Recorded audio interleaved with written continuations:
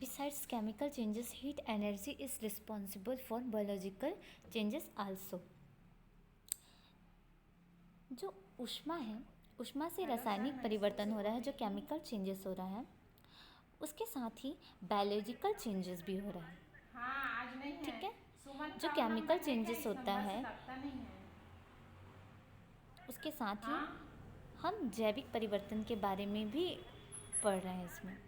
We all यही know number that है। is in summer, milk and other edible हाँ। things get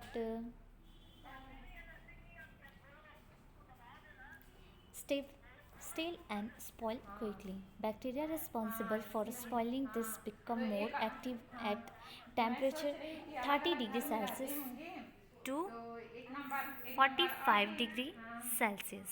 एक number. सो आप देखेंगे कि हम सभी जानते हैं कि जब गर्मियों के दिन में दूध और जो खाने की चीज़ें हैं वो जल्दी ख़राब हो जाती हैं. इनके ख़राब होने का कारण क्या होता है? क्योंकि जो जीवाणु होते हैं, जो बैक्टीरिया होते हैं, वो 30 डिग्री सेल्सियस से लेकर 45 डिग्री सेल्सियस पर सक्रिय हो जाते हैं और उसे क्या कर देते हैं? ख़राब कर देते हैं. लेकिन हमें इन चीज़ों को अगर ख़राब होने से बचाना है तो हम क्या करते हैं? 60 डिग्री सेल्सियस या उससे भी अधिक ताप पर हम गर्म करते हैं ताकि जो बैक्टीरियाज हों वो मर जाएं.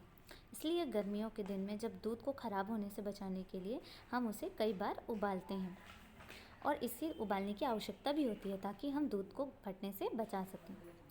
फ्रूट, मिल्क, फूड सभी को ख़राब होने से बचाने के लिए हम उसे कहाँ रखते हैं? फ्रीज़ में रखते हैं, रेफ्रिजरेटर में रखते हैं. जिससे कि जो ताप होता है, जो टेम्परेचर होता है, वो क्या हो जाता है? अरे आयुष की मम्मी को नंबर ही नहीं। सो हम उसे बचाने के लिए रेफ्रिजरेटर में रखते हैं क्योंकि कम ताप पर भी बैक्टीरिया क्या हो जाते हैं? मर जाते हैं. वेरी लो टेम्परेचर में भी बैक्टीरिया मर जाते हैं. 37 degree Celsius temperature is suitable for the mammals cells and 40 degree Celsius for bird. जो स्तनधारी है, जो मैमल्स हैं, उनके लिए जो उन कोशिकाओं की वृद्धि के लिए कितना टेम्परेचर चाहिए होता है? 37 डिग्री सेल्सियस चाहिए होता है. ओके. और जो बर्ड्स होते हैं उनके बॉडी के लिए जो सेल्स, उनके सेल्स वृद्धि के लिए, उनकी कोशिकाओं की वृद्धि के लिए 40 डिग्री सेल्सियस सही होता है temperature. This is a reason that for the development of eggs. यही कारण है कि जब अंडों के विकास के लिए उनको किसकी ज़रूरत पड़ती है? सेकने की ज़रूरत पड़ती है. किसे? चिड़ियाँ अपने एग को सेकती हैं. 7.5 measurement of heat. We have studied that heat is an energy whose effect causes the temperature of an object to increase. This property is used to measure the heat energy. As a unit of heat energy is joule. Other units of heat energy are calorie and kilocalorie. 1 calorie heat is the amount of heat that increases the temperature of 1 gram of water by 1 degree Celsius. 1 calorie is equal 4.186 joule and 1000 calorie is equal 1 kilocalorie. 1 kilocalories heat is the amount of heat that raises the temperature of 1 kg of water by 1 degree Celsius. अब आप देखेंगे कि ऊष्मा का मापन, measurement of heat. हम पढ़ चुके हैं कि जो हीट है एक प्रकार की एनर्जी है. जो ऊष्मा है वो एक प्रकार की ऊर्जा है. इसके प्रभाव से जो ऑब्जेक्ट होते हैं उसके ताप में, उसकी गर्मी में वृद्धि होती है. यह गुण किसकी वजह से होता है? मेजरमेंट ऑफ हीट की वजह से होता है. हीट एनर्जी का जो एसआई मात्रक होता है वो क्या होता है? जूल होता है. ठीक. हीट के जो अन्य मात्रक हैं उनके जो और भी यूनिट्स हैं जिसकी मदद से हम उसे मापते हैं, मेजरमेंट करते हैं, वो क्या है? कैलोरी है और किलो कैलोरी. तो 1 कैलोरी हीट या 1 कैलोरी ऊष्मा वह परिणाम है जो 1 ग्राम जल में 1 डिग्री ताप बढ़ाने पर होता है। देखिए 1 kilo calorie is equal 4.186 joule. Okay, ये दोनों आपको अच्छे से याद होना चाहिए। 7.6 स्पेसिफिक हीट कैपेसिटी, विशिष्ट ऊष्मा धारिता। आइए हम उन चीज़ों को भी देख लेते हैं जो वस्तु के ताप में वृद्धि करती है, हीट को बढ़ाता है। ये हीट की मात्रा पर निर्भर करता है, ऊष्मा की मात्रा पर निर्भर करता है।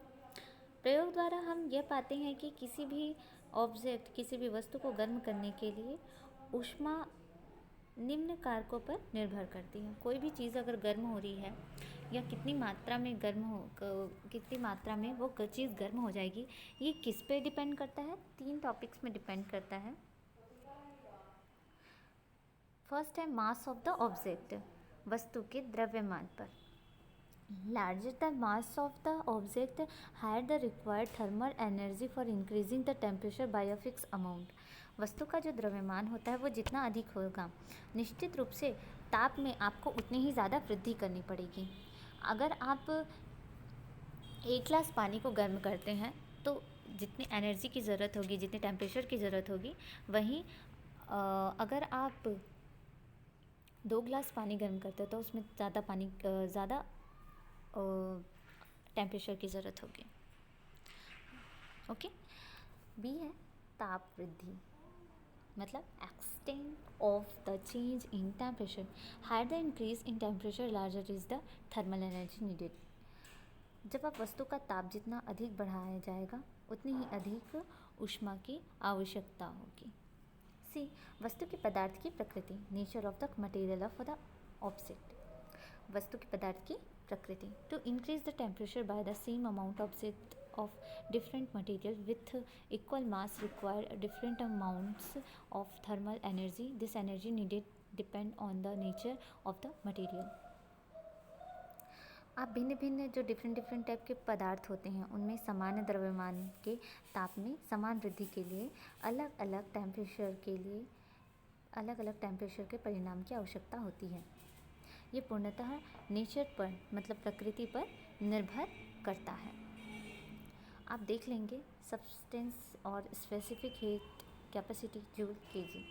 पदार्थ और उसकी जो ऊष्माधारिता है वो क्या है, ये आप अच्छे से याद कर लेंगे। हो सकता है आपके एग्ज़ाम में ये सब आ जाए। तो जैसे वाटर का देखेंगे 4185 जूल प्रति किलोग्राम डिग्री सेल्सियस। आइस का 2060 जूल प्रति किलोग्राम डिग्री सेल्सियस। ग्लास का 840 जूल प्रति किलोग्राम डिग्री सेल्सियस। ऐसे करके आप पूरा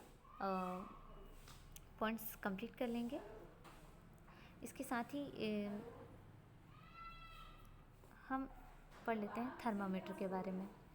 थर्मामीटर सभी के घर पे होगा। आप उसे छूने से आपको समझ में आता है थर्मामीटर कैसे नज़र आता है। Okay, then mercury is a shining on and non-transparent liquid. This means it can be seen very easily from the outside of the glass. Thermometer के अपर पार्ट में आप देखेंगे कि बहुत शाइनिंग पार्ट है। वो क्या होता है? चमकीला अपारदर्शी पदार्थ जो द्रव होता है वो क्या होता है? मरकरी होता है, पारा होता है। और ताप को मापने के लिए ऐसा ही मात्रक क्या होता है? डिग्री सेल्सियस होता है। जो थर्मामीटर नापते हैं तो आप डिग्री सेल्सियस में नापते हैं। ये ग्लास की बनी होती है, कांच की बनी होती है, जिससे वह चिपकता नहीं है। यह अधिक ताप पर हिमांक 39 डिग्री सेल्सियस से इनका जो फ्रीजिंग पॉइंट होता है 39 डिग्री सेल्सियस होता है और बॉइलिंग पॉइंट क्या होता है? 357 डिग्री सेल्सियस होता है। अगर आप देखेंगे कि जो तापमापी थर्मामीटर है तो 0 डिग्री सेल्सियस में, जिसमें आपका फ्रीजिंग पॉइंट ऑफ वाटर का फ्रीजिंग पॉइंट क्या होता है? 0 डिग्री सेल्सियस। मोस्ट इम्पॉर्टेंट है, याद रखना। फ्रीजिंग पॉइंट ऑफ वाटर क्या होता है? 0 डिग्री सेल्सियस। और बॉइलिंग पॉइंट ऑफ वाटर क्या होता है? 100 डिग्री सेल्सियस। ये बहुत ज़्यादा इम्पॉर्टेंट है।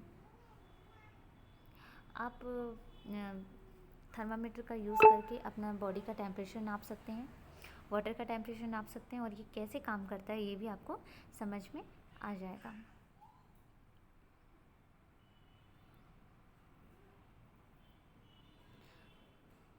वी हैव लर्न, कुछ पॉइंट्स होते हैं जो आपको याद होने चाहिए। ये बहुत इंपॉर्टेंट पॉइंट्स होते हैं जो आपके फिल इन द ब्लैंक्स में आ सकते हैं, मैजिक कॉलम्स में, एमसीक्यू क्वेश्चंस में आ सकते हैं। ओके, तो thank you students, have a nice day.